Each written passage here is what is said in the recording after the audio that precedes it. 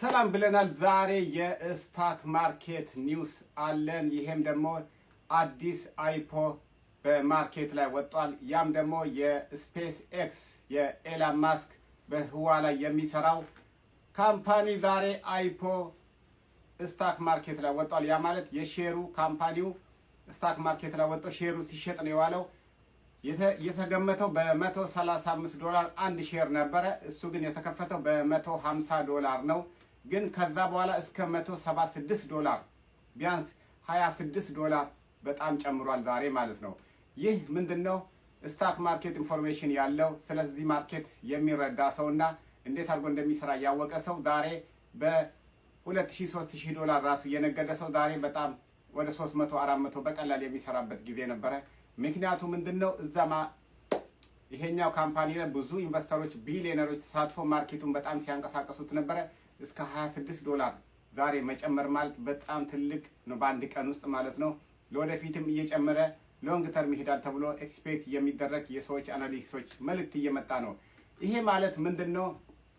ወደ ስታክ ማርኬት ወደዚህ አካባቢ ከቆየን እንደዛ ነገሮችን ኢንፎርሜሽኖችን ሰምተን በቀን መስራት እንችላለን የሚል መረጃ ላቀርብላችሁ ነው የመጣው።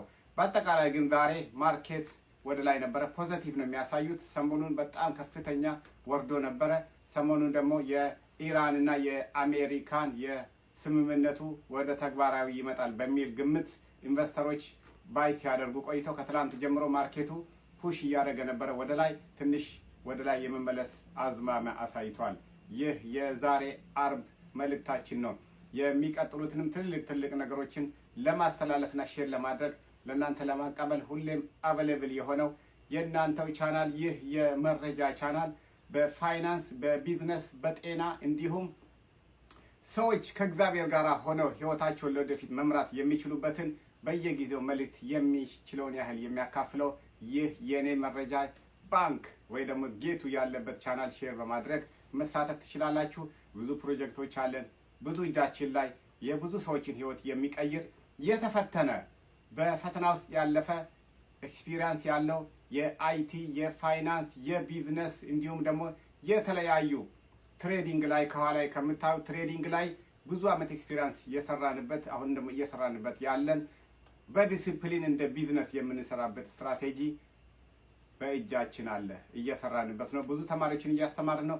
እንደዚህ አይነት ነገር የመሳሰሉትን መማርና ማወቅ ለሚፈልጉ ሰዎች ሼር አድርጉ፣ አካፍሉ። ምንም የኮምፒውተር ባክግራውንድ አይጠይቅም። ምንም የአይቲ ባክግራውንድ አይጠይቅም። ምንም የፋይናንስ ባክግራውንድ አይጠይቅም። ማንም ሰው መማር ይችላል። ዋናው እንዴት እንደምትማሩ፣ ማን እንደሚያስተምራችሁ፣ መረጃ የሚያቃብላችሁ ካገኛችሁ እናንተም የማትማሩበት ምክንያት የለም የሚል መልእክታችን ነው። በመጨረሻ ደግሞ መልእክታችን ምንድነው?